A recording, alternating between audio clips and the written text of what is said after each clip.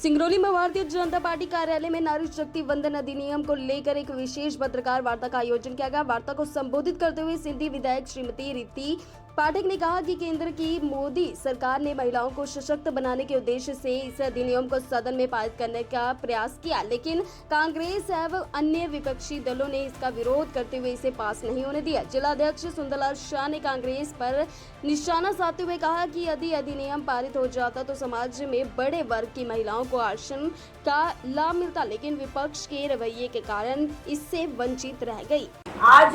चाहे वो घर की बात हो, गैस चूल्हे की बात हो, इनको आर्थिक रूप से स्वावलंबन देने की बात हो, स्वसहायता समूह के माध्यम से इनके आत्मबल को मजबूत करने की बात हो, क्या कभी इन विषयों पर कांग्रेस की सरकारों ने कभी काम किया, कभी बात की? तो इसलिए देखिए, कहीं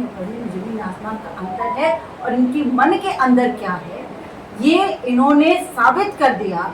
इस 31वें संविधान संशोधन विधेयक को ये न लागू होने देने में इन्होंने साबित कर दिया कि नारी शक्ति वंदन अधिनियम यदि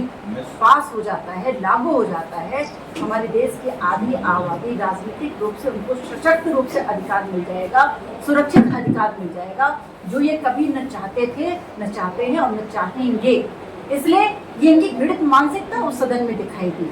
उन्होंने 33% आरक्षण के उस बिल पर अपना विरोध प्रस्तुत किया है। माननीय नेता अटल बिहारी वाजपेयी ने 2001 में घोषित कर दिया था कि 2026 में परिसीमन होना है और परिसीमन के आधार पर अगर सीटें तय की जाती हैं और जनसंख्या के आधार पर, जनगणना के आधार पर अगर सीटें तय की जाती हैं, देश की आधी आबादी को अगर एक सुरक्षित व्यवस्था दी जाती है तो इसमें इनको क्यों संदेह होना चाहिए, किस तरह का कष्ट होना चाहिए? देखिए, बात वो नहीं है, इसको तो डाइवर्ट करने का प्रयास किया जाए। बात ये है कि हमारी बहनों को राजनीतिक अधिकारों की सुरक्षा ना मिले, इनकी व्यवस्था ना हो, ये इसी तरह भटकते हुए काम सदैव राजनीतिक क्षेत्र में करती रहे और ये पुरुष प्रधान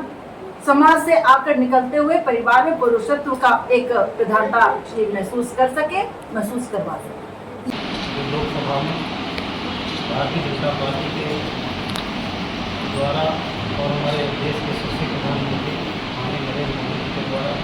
महिला बिल लाया गया था और भी कांग्रेस के द्वारा फेल कर दिया था। उसी के दरमियान भारतीय जनता पार्टी के द्वारा आक्रोश रैली के रूप में हमारे महिला मोर्चा के द्वारा निकाला जा रहा है। उसी कार्यक्रम के तहत हमारे देश वार्ता है, उसके लिए मध्य प्रदेश भारतीय जनता पार्टी के द्वारा आज हमारी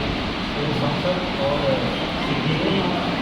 विधानसभा के विधायक हमारे पत्रकार वार्ता का आयोजन करें। मैं अपनी भारतीय जनता पार्टी को स्वागत करता हूँ। साथ ही हमारे माननीय विधायक जी, माननीय अध्यक्ष हमारे जिला पंचायत अध्यक्ष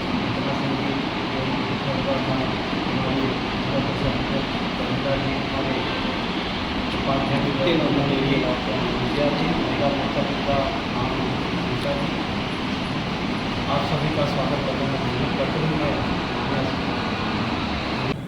महिला आरक्षण बिल को लेकर तमाम आरोप लगाए जा रहे विपक्ष के द्वारा, क्या कुछ कहेंगे इसके ऊपर आप? देखिए, हमारे देश के यशस्वी प्रधानमंत्री आदरणीय श्री नरेंद्र मोदी जी द्वारा महिलाओं के सशक्तिकरण और समानता के अधिकार के लिए पहले दिन से, जिस दिन से वो सत्ता में आए हैं, उस दिन से कार्य किया जा रहा है और इसी को लेकर राजनीतिक क्षेत्र में हमारी भागीदारी को लेकर उन्होंने महिला आरक्षण बिल, नारी शक्ति वंदन अधिनियम को 2023 में ही पारित कर दिया था और अभी उसको लागू करने के लिए हमारी लोकसभा में 16 तारीख को लाया गया, जिसमें विपक्ष द्वारा, इवन मैं तो वहां पर मौजूद थी क्योंकि लोकसभा से 5 महिलाओं का चयन किया गया था सदन में कार्रवाई को सुनने के लिए, जिसमें मैं वहां पर सदन में मौजूद थी। मैंने खुद ये चीज देखी कि हमारी महिलाएं ही महिलाओं का विरोध कर रही हैं। जो विपक्षी पार्टियां हैं, आदरणीय विपल यादव जी ने भी सदन में जो बोला वो बहुत अच्छा नहीं था महिलाओं के लिए। तो मेरा ये कहना है कि हमारे प्रधानमंत्री जी हमारी महिलाओं को राजनीतिक रूप से भागीदारी देने के लिए और देश के बड़े से बड़े निर्णयों में सहभागिता के लिए उन्होंने ये सदन में बिल लाया, जिससे कि हम महिलाओं को लोकसभा और विधानसभाओं में 33% आरक्षण दिया जाना था। तो जिसको विपक्ष ने जब वोटिंग हुई तो विपक्ष ने एक साथ कांग्रेस और उनके सहयोगी पार्टियों ने मिलकर इसको सदन में नकार दिया। मगर हमारे प्रधानमंत्री जी की जो मंशा है और उन्होंने हम महिलाओं को